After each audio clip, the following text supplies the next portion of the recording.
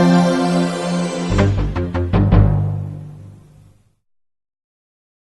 la licenciada Karina Quesada y bueno, hoy vamos a hablar de la trata de personas y las miradas institucionales a este grave problema.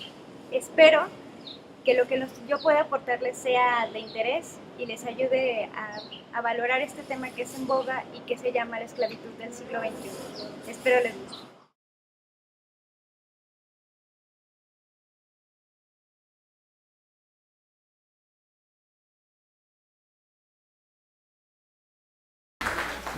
Bueno, pues muy buenos días, espero que me dé la voz para que nos alcancen todos por allá. Buenos días, yo soy la licenciada Karina Quesada, ya el maestro Miguel Espinosa me presentó. Me da mucho gusto estar con ustedes hoy para hablar de un tema que, si bien es cierto, ahorita como que en teoría está en boga, no tenemos como la suficiente información o nos hace falta mucho todavía para vislumbrar cuál es el verdadero problema de la trata de personas en nuestro país y también en el contexto internacional. Pero bueno, ¿de dónde nos acompañan? Vemos, bueno, todos somos trabajadores sociales, ¿verdad? ¿Sí? ¿De qué dependencias nos acompañan? Cardio. Defensoría Pública. Defensoría. DIF. Servicios de salud. De la Procuraduría. No, bueno, así tenemos aquí una buena compañera. También va a estar corrigiendo toda la conferencia. ¿Quién más? El recurso de prevenir. Ah, mire, muchas gracias. De Juárez de México. ¿Cuál es tu dependencia? Centro de Asistencia. Ah, ok. Muchas gracias. ¿Alguien más? Bueno, ya vimos que tenemos de todo. Instituto de Pediatría. Pediatría, o sea, tenemos salud, la cuestión jurídica, atención a personas. ¿Qué pasó? Instituto Nacional de Nutrición. Ah, pues mire. Pues bueno, creo que tenemos de todo y eso nos va a enriquecer. Por aquí veo a Dolores, que también ella es de la Escuela Nacional de Trabajo Social. Bueno, pues bueno, mucho gusto. Vamos a empezar a entrar en materia. Y pues como vemos, ¿no? La trata de personas, vamos a ver las distintas miradas de la atención institucional. ¿Por qué los centramos en esta parte? Si bien es cierto, el tema es tan extenso que no nos va a dar como para efectivamente dar todas las miradas, pero sí para hacer una reflexión y un análisis específico sobre el tema y la visión que se tiene de la atención y por supuesto la calidad en ella, porque somos trabajadores sociales y lo que nos debe de importar completamente es esta parte. Y bueno, la mayoría somos institucionalizados, ¿no? Siguiente maestro, por favor. Maestro. No, el maestro no me hace caso.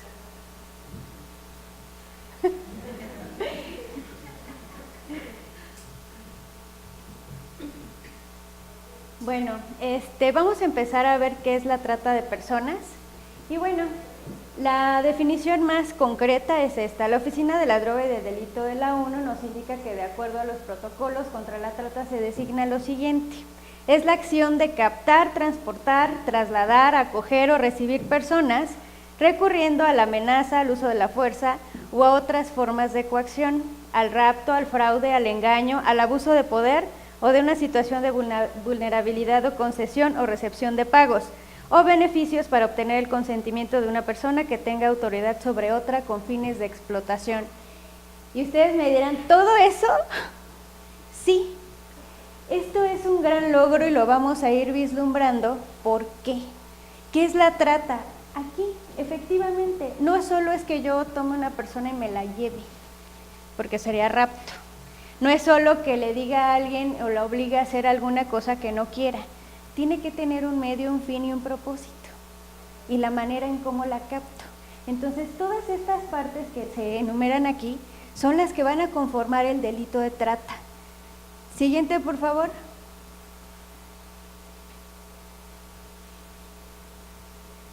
Y lo vamos a disgregar de esta manera. Tenemos conductas, medios y fines. La anterior definición que les di, la vamos a ver concretada en esto. Y ahorita le vamos a ir dando, van a ir vislumbrando por qué. Lo que les comentaba, las conductas. ¿Qué conductas van a hacer que este sea un delito? Pues bueno, la captación, ¿no? El transporte, el traslado, la acogida, o sea, no es nada más que yo la lleve. También las personas que ayudan a recoger o a ser parte de ese proceso, también es parte del delito. Ahora, los medios, pues los medios son muy importantes, ¿no? Tenemos la amenaza, el uso de la fuerza, la coacción, el rapto. Esa es la manera en cómo yo me voy a atraer a las personas para poder obligarlas a hacer algo que no quieren, ¿no? Ahorita vamos a ir a ver qué cosa es lo que no se deben de hacer, ¿no? O a qué los estoy obligando. Los fines, la explotación, ¿no? Va a ser la prostitución ajena u otras formas de explotación sexual, los trabajos, los servicios forzados, la esclavitud o prácticas análogas a la esclavitud, la servidumbre o la extracción de órganos. Estos son los fines.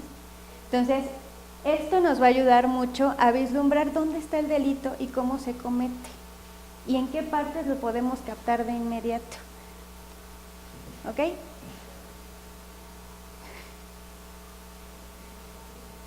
¿De dónde deviene esta maravilla de ley de la trata? Bueno, pues del Protocolo de Palermo. Esta información la pueden encontrar también en la página de la Procuraduría General de la República, en la CNDH, y es con la que nos quedamos, que es la donde nos enumera todo lo que es el Protocolo de Palermo y nos lo conceptualiza.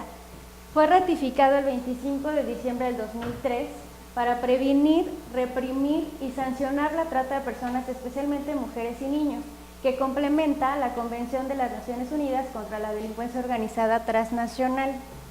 Esta adhesión ha impulsado la reforma de la Ley General para prevenir, sancionar y erradicar los delitos en materia de trata de personas para la protección y asistencia de las víctimas de estos delitos y la instalación de la ahora Comisión Intersecretarial para prevenir, sancionar y erradicar los delitos en materia de trata. Y ustedes dirán, ¿y todo este rollo? Sí, porque se dan cuenta, Naciones Unidas tenía esto de delincuencia organizada transnacional. ¿Qué pasa con el Tratado de Palermo? El Tratado de Palermo, que se hace en Italia, ¿no? Le dice a todos los estados parte que quien lo firme, lo ratifique, se va a comprometer no solo a hacer leyes al interior de su país, sino a nivel internacional, con otros estados parte, para erradicar este tipo de problemática que está ahorita en boga. Estamos hablando del 2003, estamos en 2018 y apenas empezamos con la ley general, ¿no? Y bueno, con otras instituciones que se han formado como FEBINTRA, etcétera, etcétera. Digamos, el avance real ha sido del 2012 para acá, pero está ratificado desde el 25 de diciembre del 2003. ¿Qué es lo más importante del Protocolo de Palermo? Este se hizo en el 2000, por eso en la anterior lámina decía ratificado por México en 2003. Se lanza en el año 2000 y les dice, bueno, a todos los estados miembros, ¿no? Ya está el protocolo, ¿quién se va a adherir? Porque todos esos estados que se adhieran van a tener que tomar en realidad una responsabilidad al interior sin importar las barreras transnacionales, es decir, van a hacer trabajos en conjunto a nivel internacional para erradicar el problema y se van a comprometer de manera internacional en la firma de este tratado. Bueno, su finalidad es prevenir y combatir la trata de personas, con especial atención, por supuesto, a los grupos vulnerables de mujeres y niños. Proteger y ayudar a las víctimas de dicha trata, respetando plenamente sus derechos humanos y, es lo que les comentaba, promover la cooperación entre los estados parte para lograr los fines. Eso es lo más importante, porque sabemos que el problema de la trata no es una situación local, ¿verdad? O sea, trasciende fronteras y muchas veces también es confundida con los problemas de migración. Ah, es que la bronca es que se fue, es migrar. Sí, pero ¿qué está aunado a eso? No es solo que me pasen a las personas indocumentadas y los hago pasar solo como indocumentados, cuando en verdad no sabes cómo vinieron esas personas, que ya venían, como vimos los medios, las conductas y los fines, a lo mejor engañados, a lo mejor enganchados para que pudieran hacer este tipo de traslado, y solo lo tomaban como una situación de migración.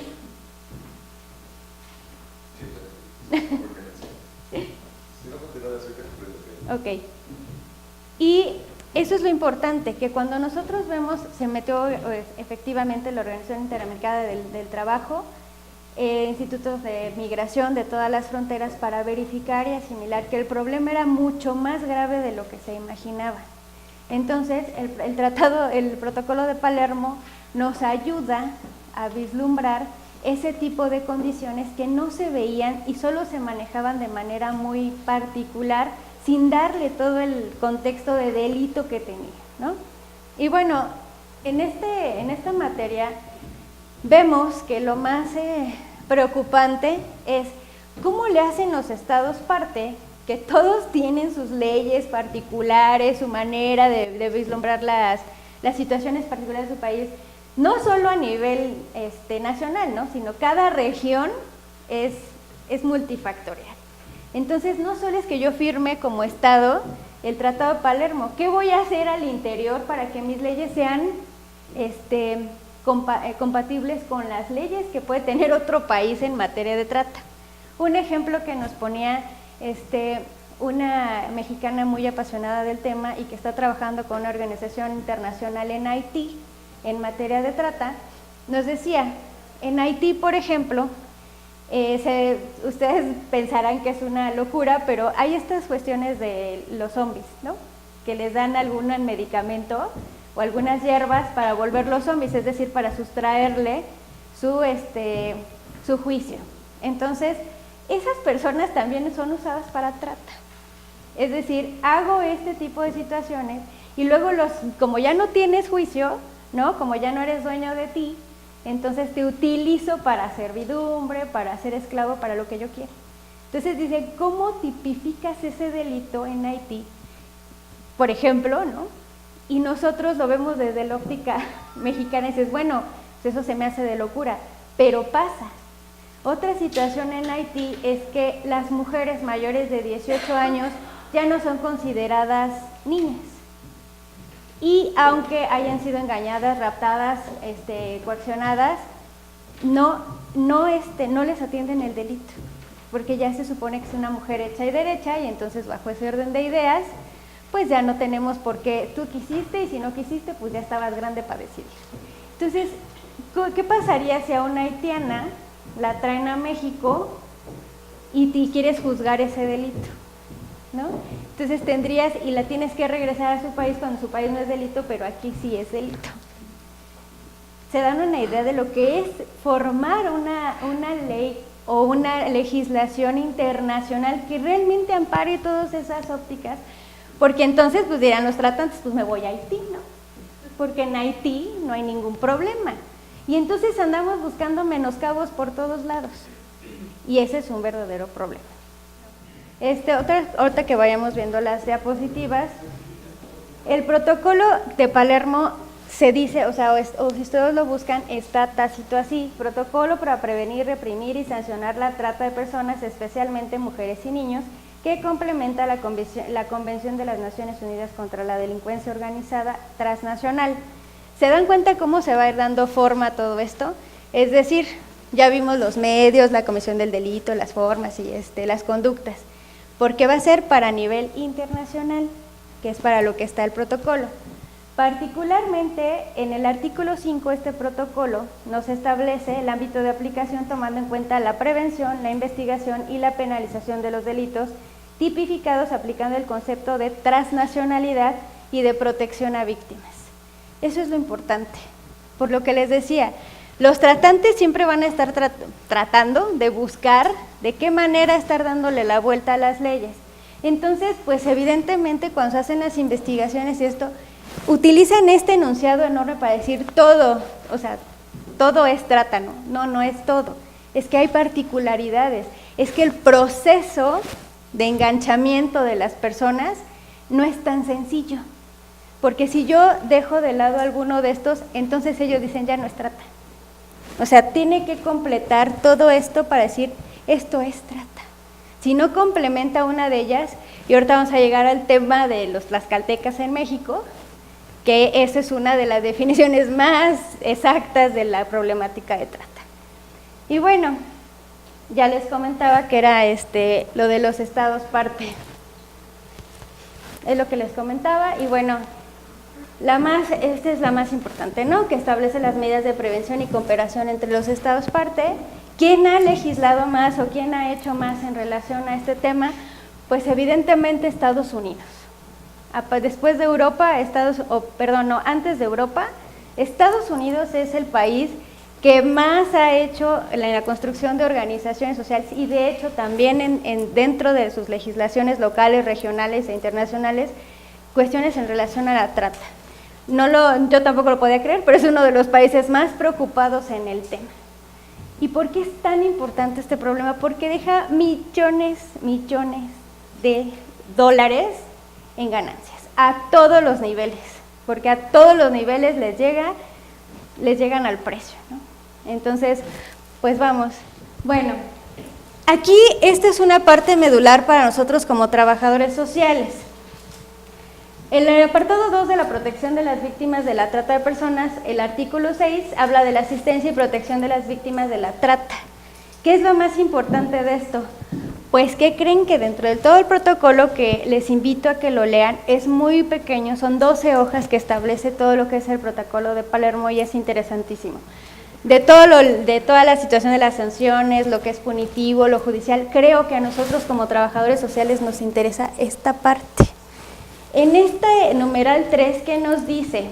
Pues que cada estado parte, imagínense, considerará la posibilidad de aplicar medidas destinadas a prever la recuperación física, psicológica y social de las víctimas de trata, de personas, incluso cuando proceda en cooperación con organizaciones no gubernamentales, otras organizaciones pertinentes y demás sectores de la sociedad civil y en particular mediante el suministro de lo siguiente: alojamiento adecuado, asesoramiento, información en particular con respecto a sus derechos jurídicos, en un idioma que las víctimas de trata de personas puedan comprender, asistencia médica, psicológica y material, y por supuesto, oportunidades de empleo, educación y capacitación.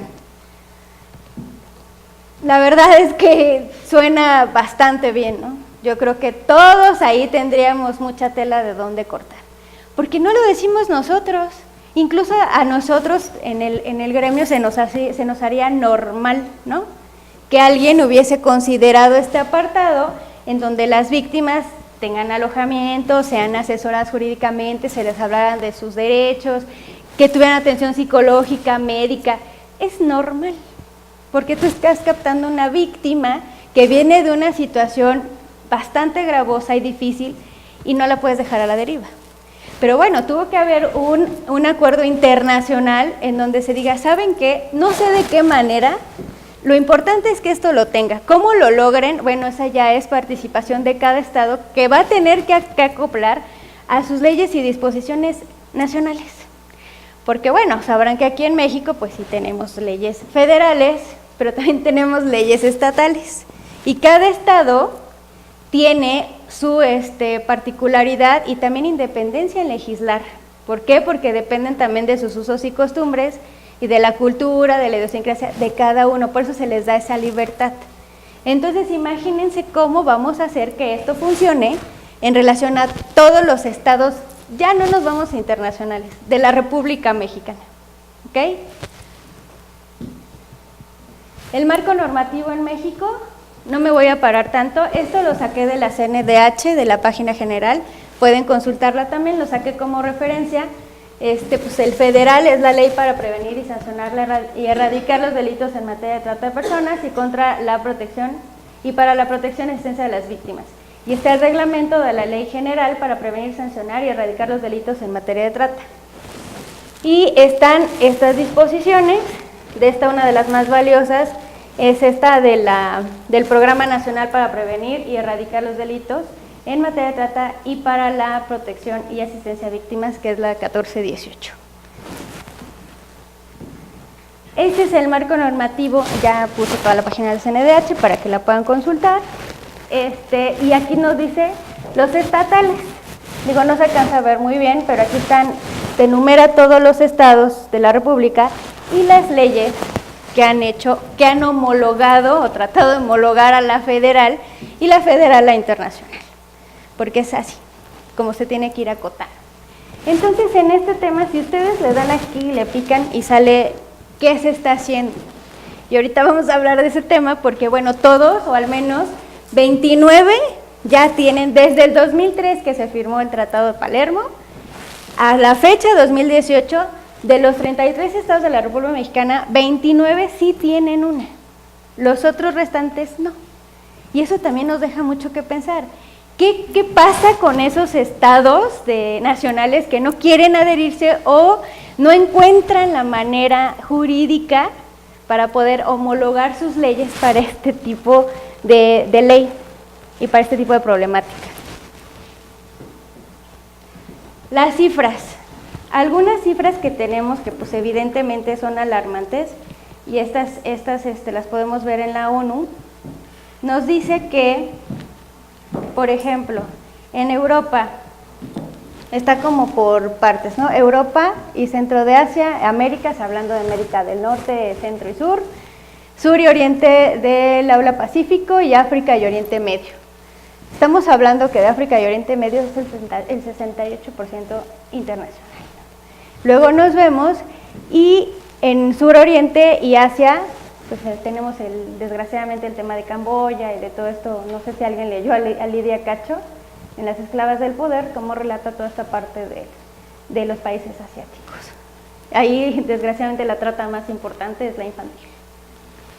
Y bueno, en las Américas, que no nos quedamos nada abajo, que es 44%, ¿no? Y bueno, Europa 31% y pues desgraciadamente estas cifras nos dan un valor importante porque también nos habla de las regiones, ¿no? Por desgracia. Y aquí están las cifras también de la trata. Explotación sexual es el 58%, para la explotación laboral, porque también es el 36%, y de las otras formas es el 6%. ¿Quiénes son los más captados? Desgraciadamente solo es hasta el 2009, porque ese es otro problema, no hay muchos registros. Las personas que a veces sufren trata no quieren ser registradas, ¿verdad? No quieren ser canalizadas y dicen, no, pues yo prefiero pasar desapercibido. Y bueno, el 14% son hombres adultos y el 59% son mujeres adultas, 10% niños y 17% niñas. Ahora, en América Latina, las finalidades más comunes de trata de personas en América Latina, el 64% es sexual, la laboral es 27% y se tienen registrados 4.521 casos. Y bueno, el 9% de esos casos de trata está destinado a otros fines como la mendicidad, la venta de niños, niñas y adolescentes y el tráfico de órganos y tejidos. Esto es importante, ¿no? Porque ya vemos aquí el mapa general de cómo está más o menos América Latina en el sentido de la trata. Y esto, que desgraciadamente también nos alcanza a ver, la fuente de los datos. Esto es bien importante. Hablamos otra vez del registro. ¿Alguien se acuerda que en algunas situaciones nos decían siempre, sistematiza tu trabajo? Sistematízalo. Es decir, darle poder con la información, los datos, las cifras. Eso es importantísimo. ¿Por qué? Porque, por ejemplo, aquí en México, aquí no se alcanza a ver, pero en México dice que la persona o de donde salen los datos para poder ver el impacto de la trata es la Fiscalía Especial para los Delitos de Violencia contra las Mujeres y Trata de Personas, FEVINTRA.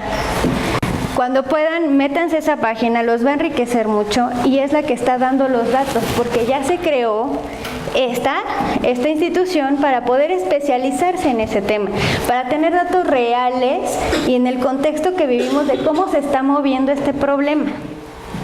Y bueno, Chile y Argentina y demás, imagínense, Chile y Argentina tienen ministerio público como su fuente que origina los datos y la información. Ahí nada más quisiéramos ver y ahí como unas llamadas de atención, decir qué tan verídico es la información que te provee el Ministerio Público de estos países. Digo, para esos contextos, porque no han logrado alcanzar los estándares que se solicitan de acuerdo a la ONU para poder verificar la información. Bueno, y esto es ya entrando como en materia de lo que nos toca a nosotros, ¿no? ¿Qué factores detonan la trata de personas? Pues como siempre vamos a encontrar varios tipos, ¿no? El primero son los socioeconómicos. Las economías informales, ilegales, la pobreza, la desigualdad persistente y la globalización y crecimiento de la migración. Es lo que les decía, si nosotros vemos este tipo de problemáticas en donde nuestro país, el segundo recurso con el que sobrevivimos son las divisas de las personas que se van de migrantes, entonces, ¿qué tan fuerte es el problema que tenemos interno? Y bueno, aquí les pongo algunos datos, ¿no? El Coneval nos decía que tenemos el 43.6% en pobreza y el 7.6% en pobreza extrema, que equivale a 9.4 millones de personas. Otras cifras habla hasta el 16, claro, de los estados más pobres. Y curiosamente a mí me impactó la cifra, el Estado de México tiene 8.190 millones de pobres. Es increíble la magnitud. Y bueno, pues claro, Chiapas, Oaxaca, Guerrero, nosotros diríamos los de siempre, ¿no? Los de siempre, los que nos interesa perpetuar que por algo se queden así, porque pues qué bueno que se sigan yendo de mojados, entonces siguen mandando dinero y todo está muy padre. Y bueno, los contrastes, ¿no? Aquí ponía lo que podemos apreciar, que efectivamente a estas alturas del partido todavía se sigue viendo esto. Esta foto fue sacada en marzo de este año, en una comunidad del Estado de México. Entonces, vamos siguiendo hilando, ¿no? Trato de que tengamos como una visión de cómo se va dando todo este tipo de situaciones que hacen el caldo de cultivo perfecto para que esta problemática de trata, que se dice que es la esclavitud del siglo XXI, siga. Y bueno, pues tenemos los socioculturales, ¿por qué no? La legitimación de la explotación de personas, la violencia de género y los vínculos familiares y emocionales. Pues bueno, aquí está muy padre, ¿no? Las frases machistas que más conocemos. Debería ser más femenina. Las niñas bonitas no dicen groserías. Claro, si alguien la riega seguro fue mujer, ¿no? Necesitas que alguien te coja para que te pongas de buenas, ¿no? Y por allá, ¿para qué le voy a explicar a usted si es mujer? ¿En qué se parecen las mujeres a las pelotas de frontón? En que cuanto más fuertes les pegas, antes vuelven. Y bueno, esta particularmente, esta sí la puso en un Twitter un mandatario de América Latina, particularmente me parece que fue de El Salvador, que dijo, a mí me enseñó una cosa mi madre, las mujeres después de ser chismosas son mentirosas. Entonces, este es el contexto. Aunado a la lámina anterior, este es el contexto. ¿Cómo no vamos a legitimar la violencia? Y sí lo hemos dicho, tenemos que ser bien honestos y también nosotros tener esa capacidad de verificarnos a nosotros mismos. Esto es importante que lo introyectemos, porque no lo vamos a apreciar hasta que no lo veamos todos los días y que no sepamos qué pasa. Y las otras, ¿no? Hay videos donde está la niña en la comida o en la fiestecita y aplaudiéndole para que baile en el tubo y le dan hasta la escoba y ¡ay, qué bonita! ¿Qué estamos haciendo? Legitimamos una conducta que no es correcta para que entonces digamos, pues está padre, ¿no? Una feminista me comentaba, compañera de la especialización de trabajo social, que cuando fueron a una comunidad justo en Tlaxcala, decían que, ¿cómo se sistematiza ese tipo de cosas? Que llegaban a hacerle las campañas de salud sexual y reproductiva a las chavas y les decían, es tu cuerpo, tú decides sobre él, tú esto, tú el otro. Bueno, entonces cuando alguien llega y te dice, oye, mijita, ¿no quieres ir a bailar al table? Pues es mi cuerpo. Entonces sí. O sea, les introyectan que esa decisión también puede estar manipulada para que hagan cosas, porque si se sistematiza. Entonces, ¿hasta qué punto sí es que tengan un control contextual de lo que significa eso, pero bien informado? O sea, no le puedes decir sí a todo, ¿no? Porque también caemos en excesos. Todo tiene que ser consensado e informado para que sepas cómo decidir y no decidas arbitrariamente.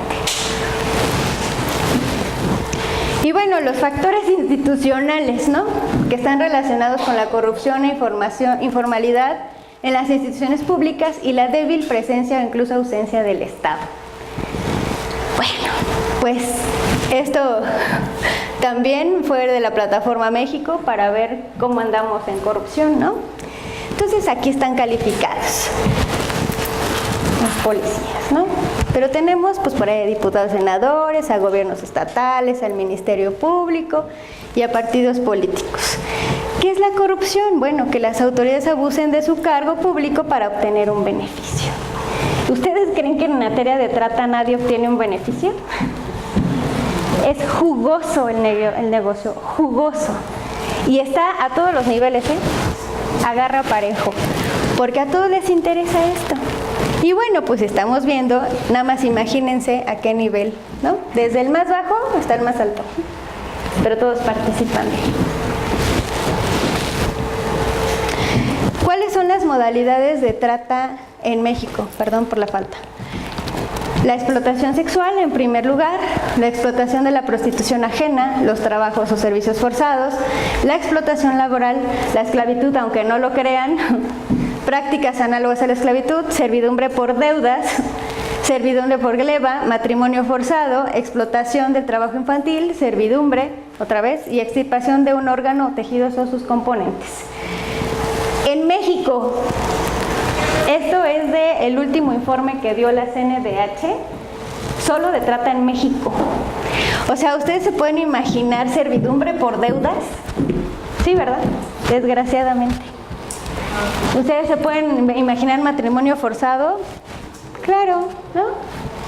Las prácticas análogas a la esclavitud, pues nos hemos, desgraciadamente, digo, acá está una compañera de la Procuraduría General de Justicia que nos podrá contar N cantidad de situaciones que legitiman este tipo de informes, ¿no?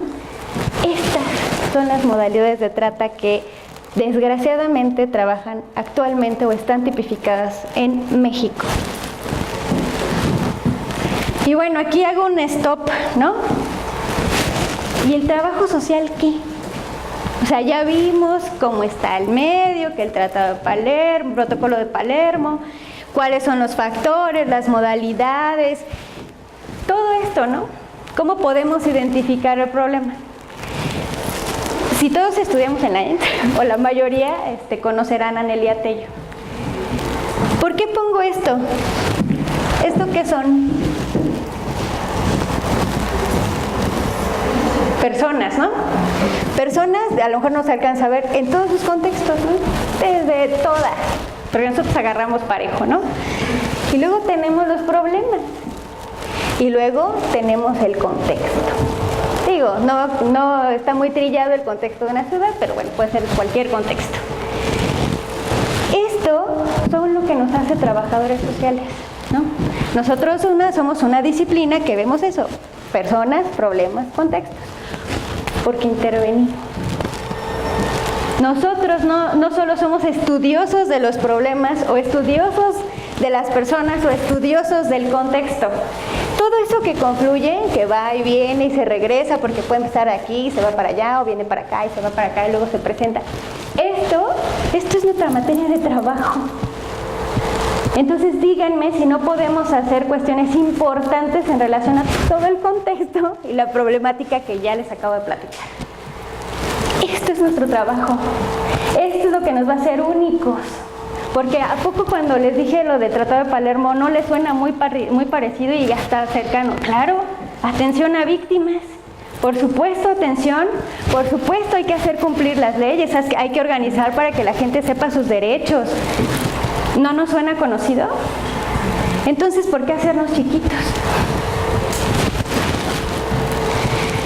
Y es esto, ¿no? Esto es la materia central de nosotros como trabajadores sociales. Somos una disciplina que interviene para provocar un cambio en la sociedad. Lo provocamos. No nos quedamos solo para verificar si esto pasa. Tenemos que hacer que suceda. ¿Cómo? Con las herramientas que tenemos. Somos expertos en diagnóstico social. Nosotros sí sabemos qué le duele a la sociedad, porque empezamos a ver cómo confluye eso. Las personas, el contexto del problema, no, es que se dio por acá. No, es que ¿sabes qué? Hay otras particularidades de la comunidad o del grupo que hace que se vea esto. Eso es nuestra metodología pura. El problema es que a veces no la sistematizamos, no le damos ni siquiera nosotros el peso que tiene ser trabajador social, porque se hace y tenemos todas las capacidades, estamos formados para eso. Esto, así quiero que lo vean, ¿no? Esto, venta de niños, explotación, a esto hemos llegado, a los productos de consumo. Esto es la trata.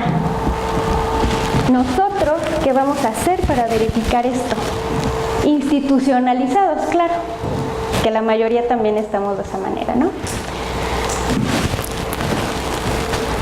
Ahora sí, la mirada institucional. ¿Qué quiero decir con esto? Podríamos esperar y ver qué es la institución y cuáles son los problemas y asegúnes y todos los datos que existen en Internet. Eso lo sabemos. Lo que queremos hacer aquí es una reflexión en torno al trabajo que se está haciendo institucional. Y bueno, vamos a partir desde el inicio. ¿Qué es la institución? Para empezar, ¿no? Pues la institución son mecanismos de índole social y cooperativa que procuran ordenar y normalizar el comportamiento de un grupo de individuos que puede ser de cualquier dimensión, reducido o amplio, hasta coincidir con toda una sociedad de instituciones públicas que dependen y reciben aportes del Estado.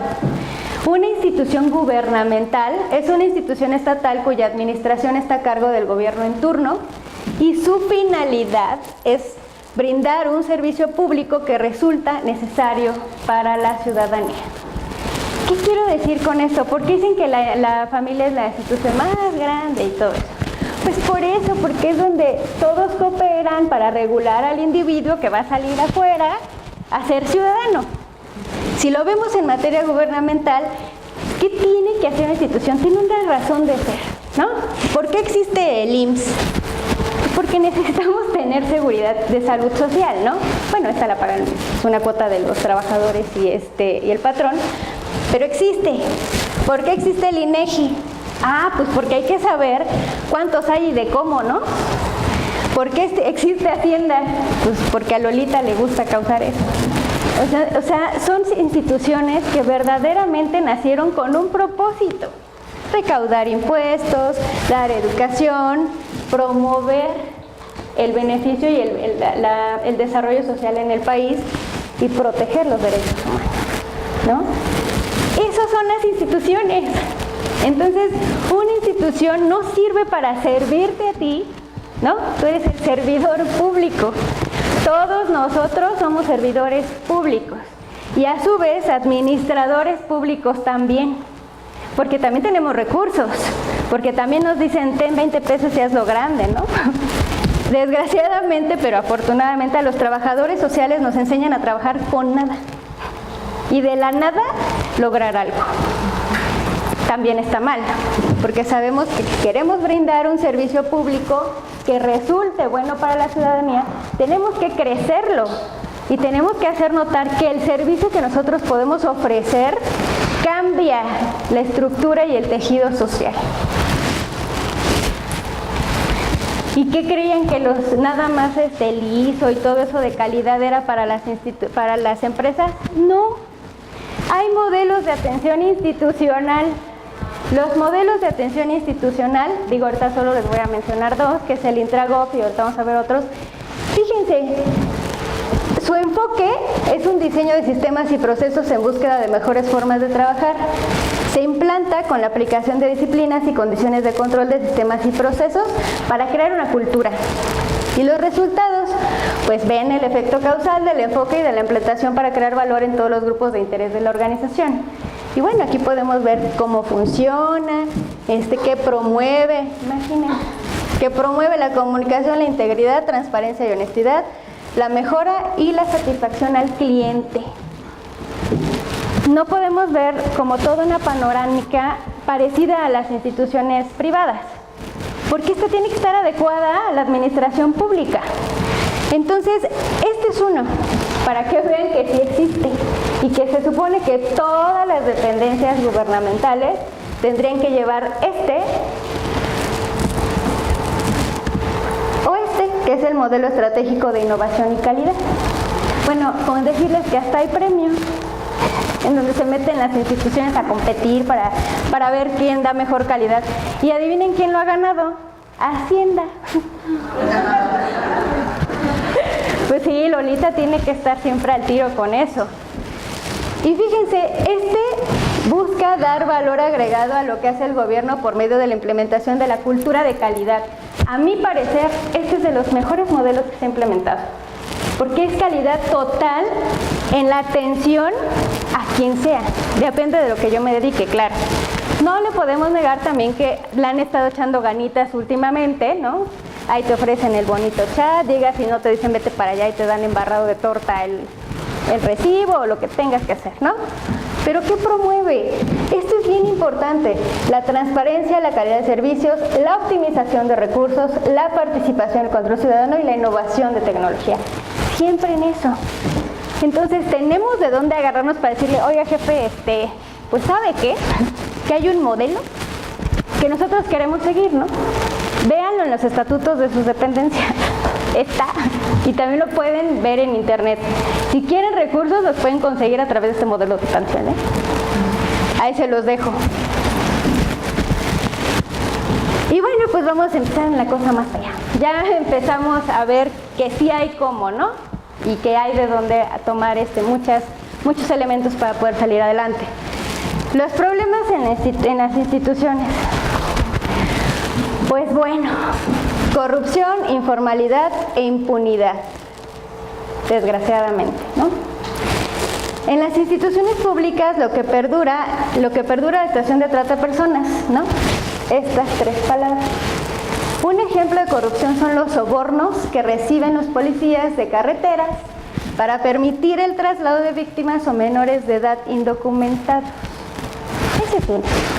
Y luego, en ocasiones son los mismos empleados del Estado los que solicitan los servicios de las víctimas de explotación sexual.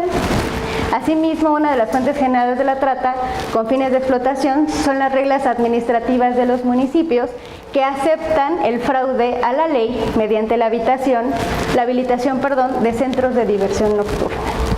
No es trata, pues es mi compadre.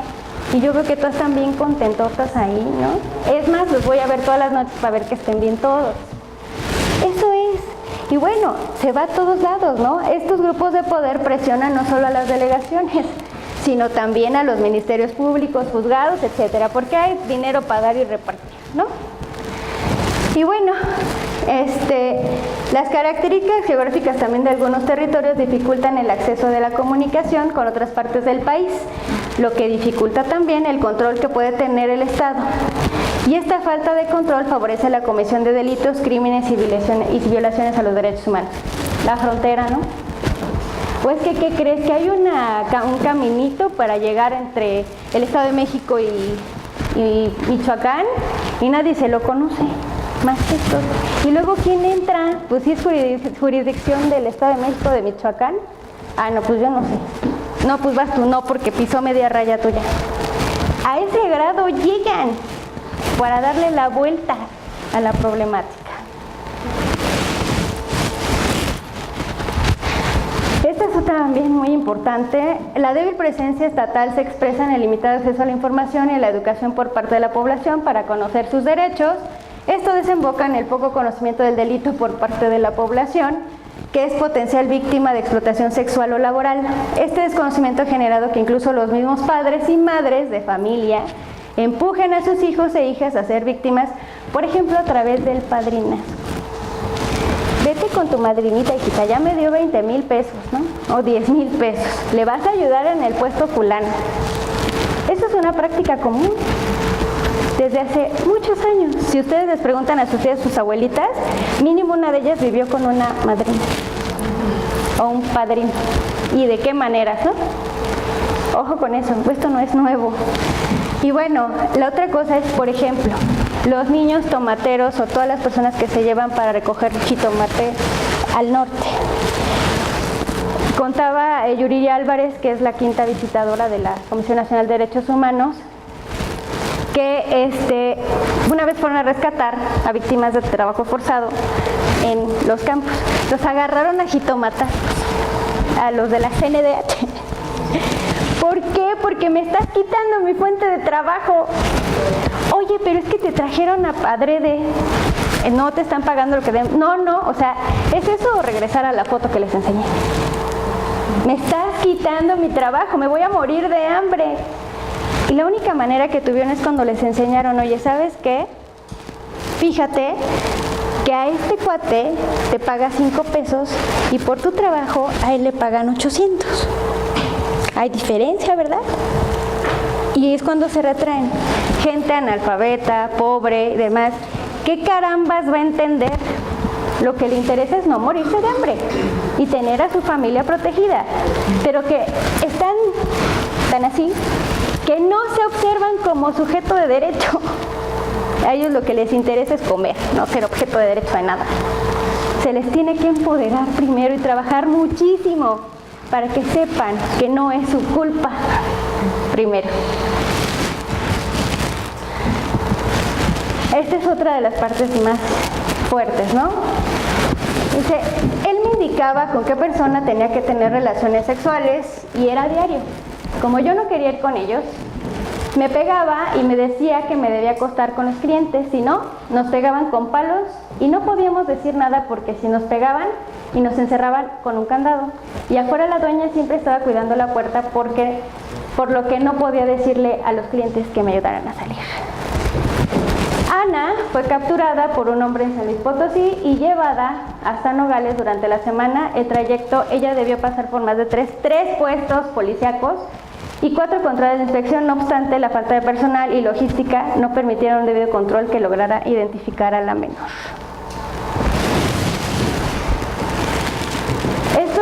Hablábamos de la desensibilización y de la victimización secundaria, ¿no?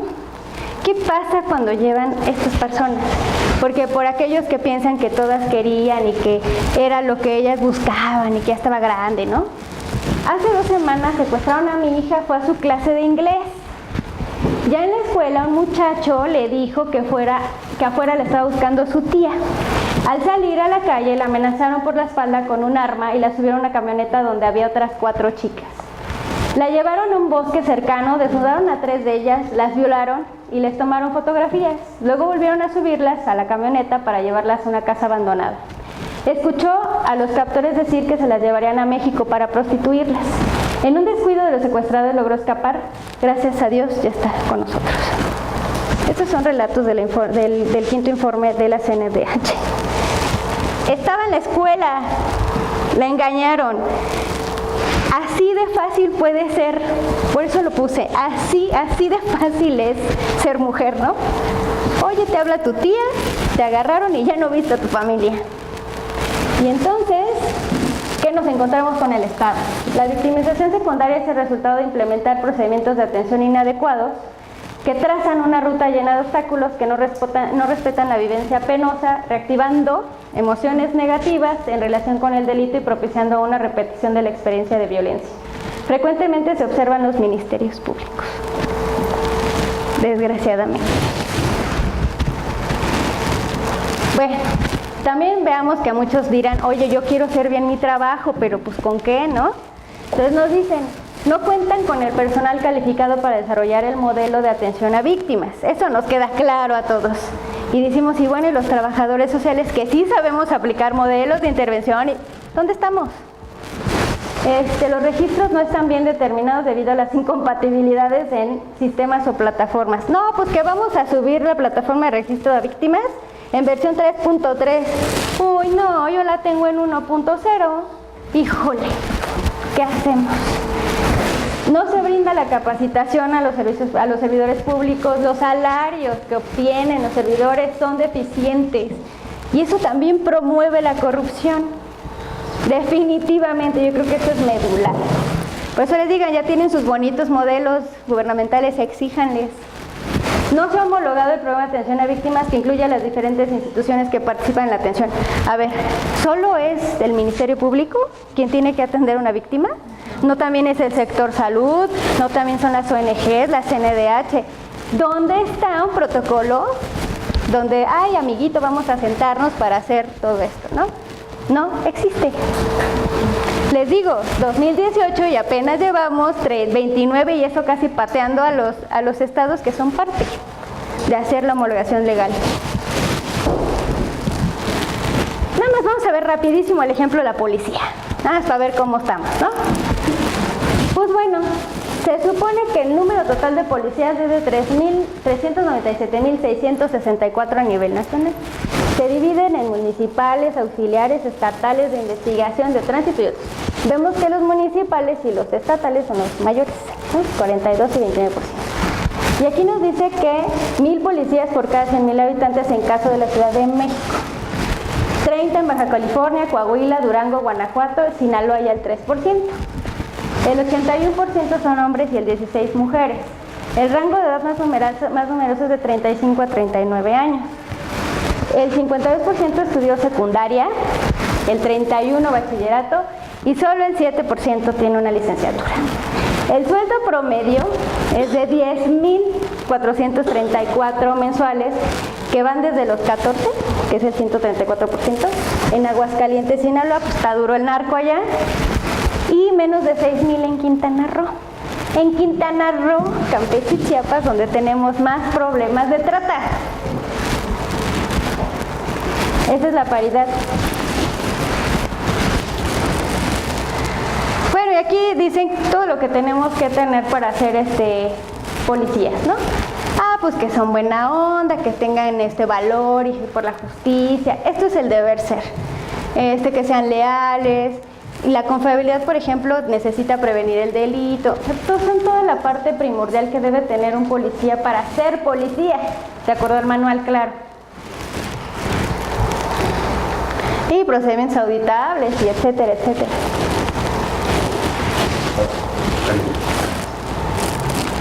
Y bueno, aquí nada más como para tener un panorama del sistema de profesionalización policial, que debe estar bien especializado en esto. Que los mandos compren un sistema de profesionalización, que proporciona el personal, financiamiento y equipamiento necesario, cuando hasta las balas te cobran si no dieron en el objetivo. Que el personal tenga un amplio acceso a la información para evaluar los niveles actuales de desempeño. Que el sistema profesional tenga alertas de problemas. Que el personal esté facultado para actuar e innovar. Que existan mecanismos para la corrección de proyectos o acciones que se hayan desviado y que el sistema profesional demuestre un valor agregado en las operaciones de la policía. ¿Sí o no está padre? Es el deber ser. Digo, no hay de la policía, hasta me van a golpear, pero bueno. También les comentaría, este es el deber ser y está ligado con el modelo de Intragov y el otro de los modelos de atención institucionales. Bueno, y el trabajador social en las instituciones, ¿qué hacer ante este escenario? ¿Qué vamos a hacer? Digo, trabajo hay harto, ¿no? A echar para arriba. Esa mirada institucional son la que ustedes tienen que recolectar, tienen que analizar para saber qué mirada voy a dar. Ya vimos el contexto, ya vimos los parámetros, ya vimos las herramientas que se pueden utilizar. Esto es un ejemplo. CNDH hizo esto como campaña para erradicar la trata. Y acá muy bonito, ¿no? Dice, seguro se fue con el novio. Acá la doña. Dice, si ya se ve mayorcita, se ve que le gusta. ¿Qué tienes en tu cabeza para esas construcciones? Pues ya las vimos, ¿no? Y luego aquí te dice, ¿quién te lleva con engaños, no? Dice, no te dejes ir con engaños y promesas falsas. ¿Y cómo sé si yo lo quiero un montón? No me puede engañar ni que me quiere, ¿verdad? Y esto, ¿no? Detrás del trabajo que buscas puede haber una historia de la que no quieres ser parte. Hablando de trabajo forzado, ¿quiénes son los más golpeados? Pues las personas indígenas, ¿no? Y estos se me hicieron de los más importantes. Este cartel fue fabuloso, lo pusieron en terminales de ADO, bueno, en las centrales y terminales de camiones más importantes y en el aeropuerto. Dice, la tolerancia social hacia la explotación de seres humanos es uno de los factores que más contribuye a la trata de personas. Yo estoy viendo y no hago nada. No hago nada. Y te dicen, ¿no? Seguro esas chavas ganan más que yo. Ay, no, de esas cosas ni me hables. Qué feo. Ocúltalo porque no quiero hablar de eso. Es muy feo y triste. Eso nada más pasa en las novelas.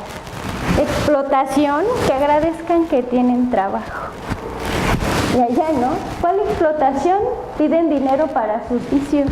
No, la mendicidad también es esclavitud, por si no lo habíamos notado en muchas de las ocasiones, ¿no? Y bueno, pues llegamos a la sesión de preguntas y respuestas. Soy todo suya. Ah, perdón, si no, voy a ocupar este espacio para hablar particularmente de la cuestión de Tlaxcala.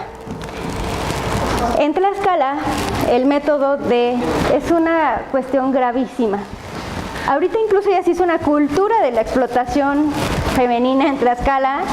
Estaba leyendo un artículo que decía que de cada 10 padres, de cada 5 padres que entrevistaban, 2 decían que su hijo quería ser padrote.